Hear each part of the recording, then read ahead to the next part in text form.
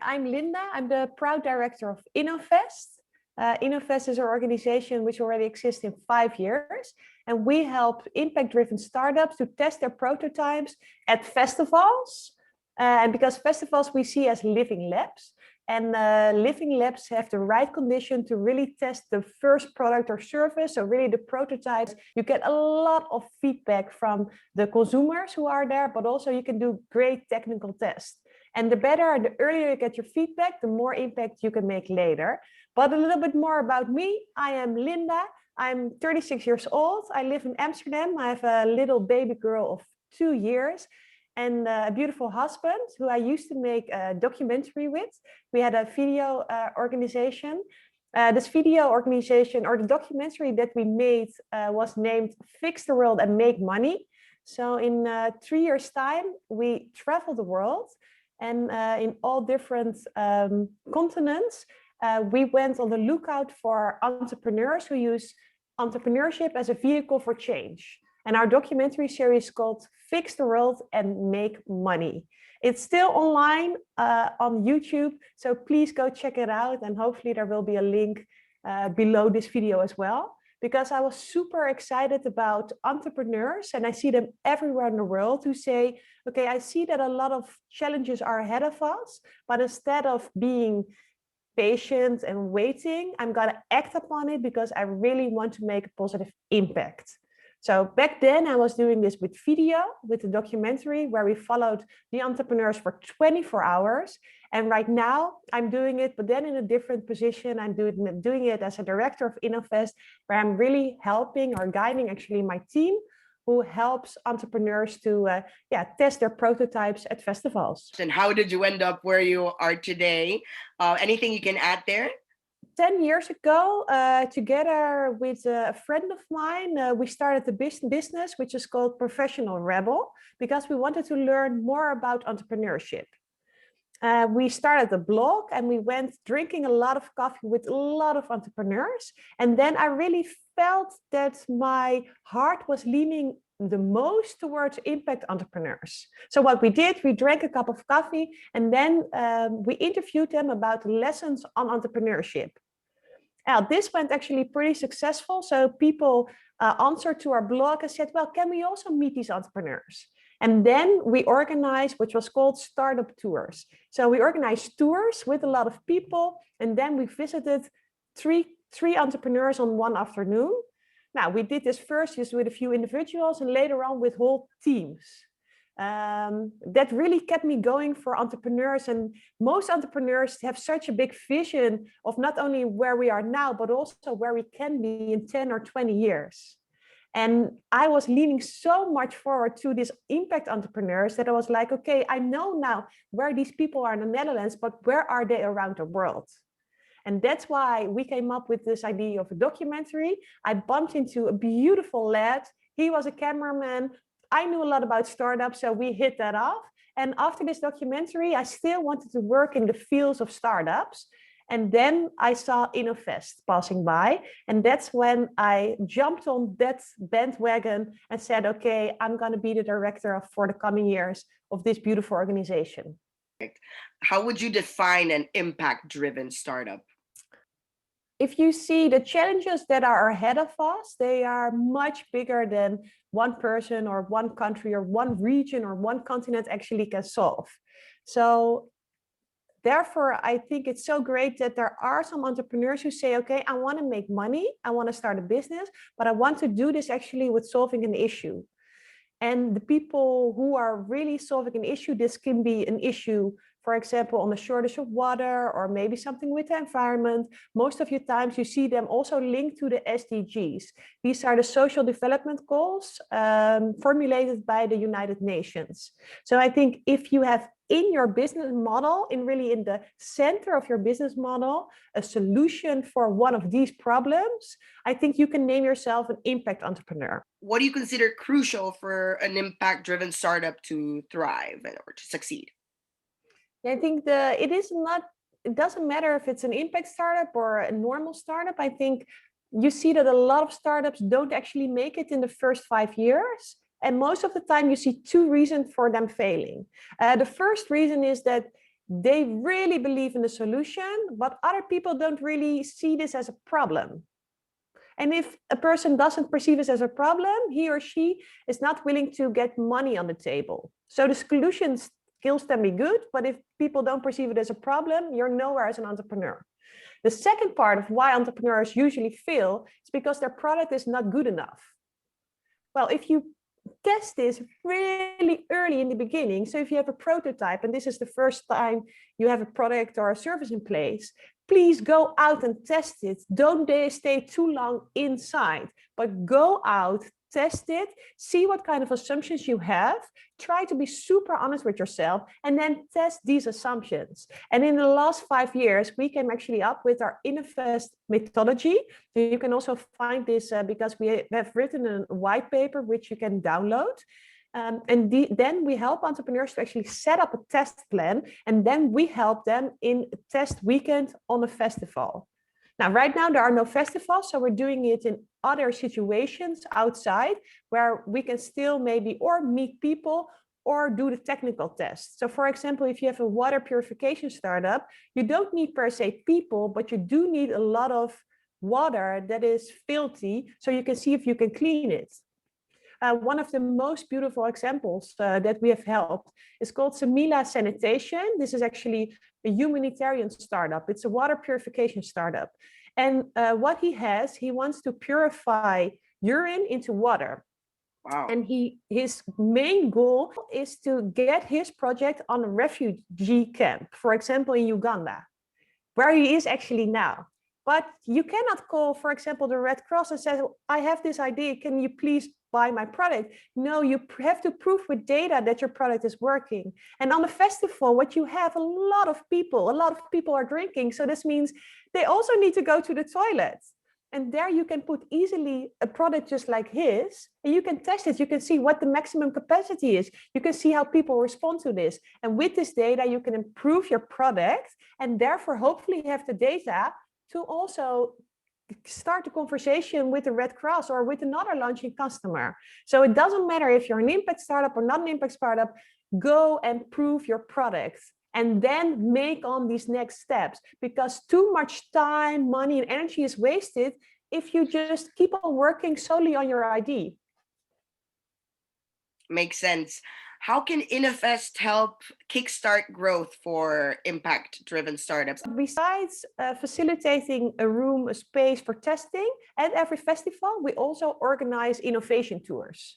And this means that we do a tour and that we visit all the startups who are testing with us. Normally, there are around 4 to 6 startups testing with us at one festival. For these special innovation meetings, we actually invite future possible launching customers and investors. So we really see, okay, this is a startup in the field of the energy. What kind of investor do we know there? And then we invite them, they can already meet this startup so that the first connection is already being made. And because it's a festival, most investors or launching customers are like, well, free ticket to the festival, I won't say no to that. I just need to be in the innovation tour. So this is really an easy step in to already making that connection as well. Because if you want to grow actually your startup, most of the time a lot of capital is needed, especially when it's a really technical startup. Then you need a lot of money to actually improve your product. It's such a solid project all around. Like, so it's not only about testing, but also networking. Exactly.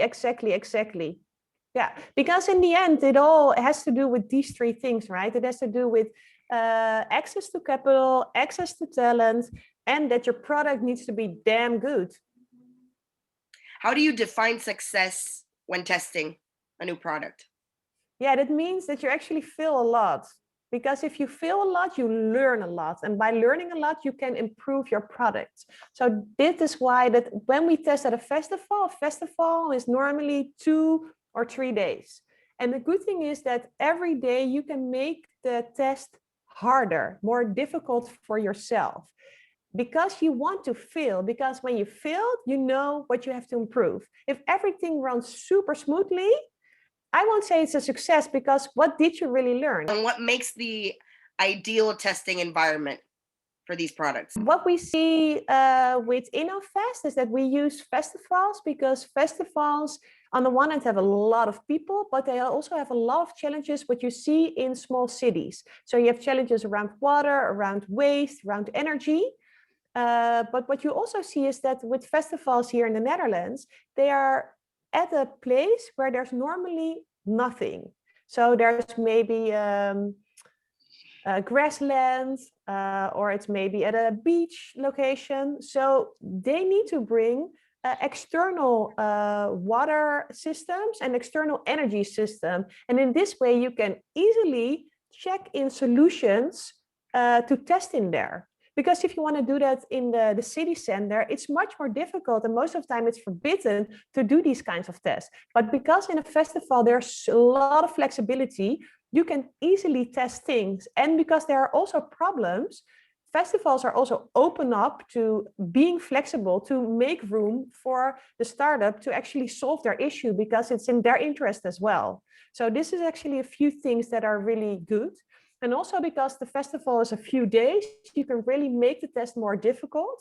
And on the other hand, because a festival most of the time has a fence around it, because people need to pay for a ticket, you also can see what's it called Q1, and after that, so the before and the after. So you also can really check on what was the solution and what was the impact which is actually really made by the startup.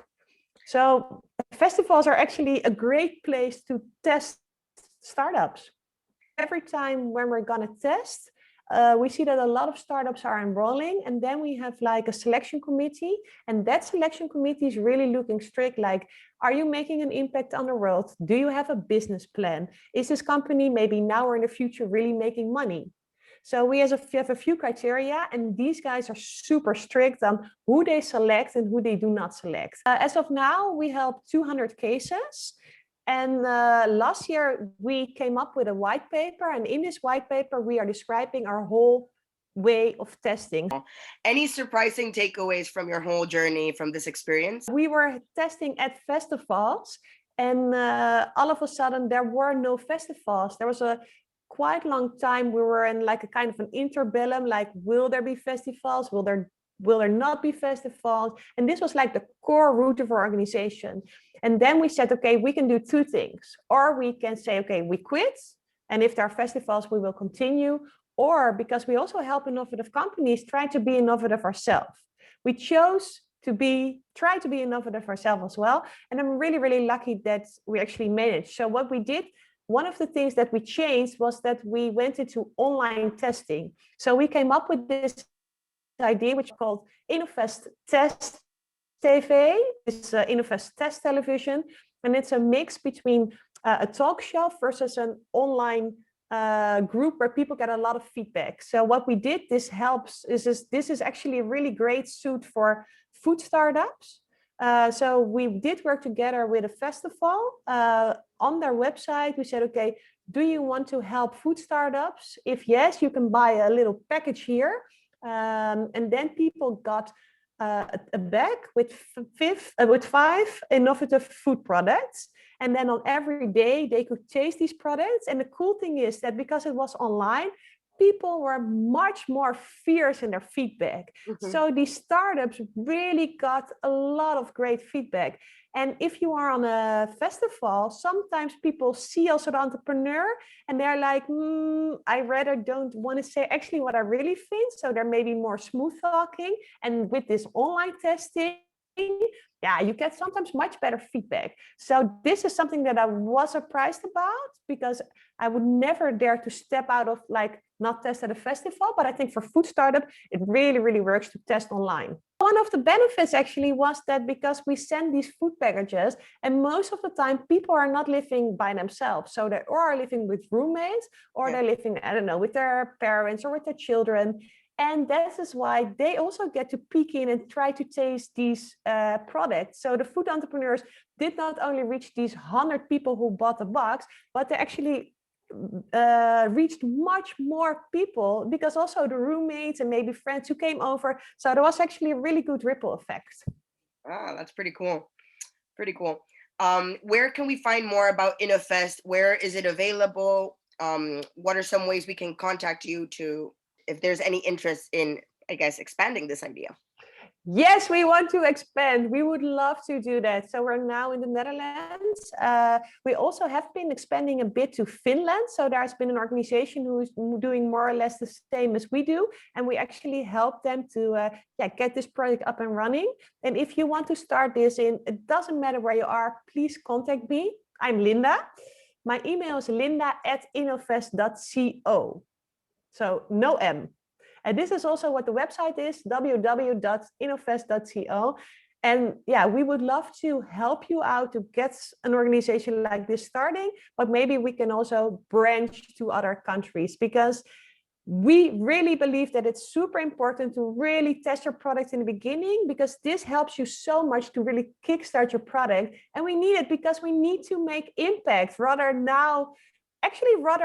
3 days ago instead of now. So if you have an idea, go test and let's punch the hell out of all these problems that are arising now.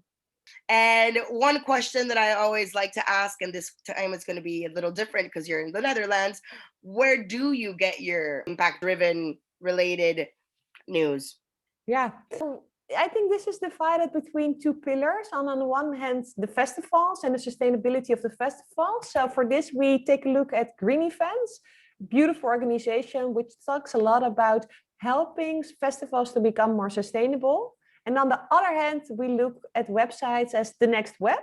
The Next Web is a beautiful worldwide website. The H quarter is based in Amsterdam, and they talk a lot about what kind of startups are here now, and also a lot about the developments that are up and coming. So these are two I think are really, really good. Another one is also, for example, Get in the Ring.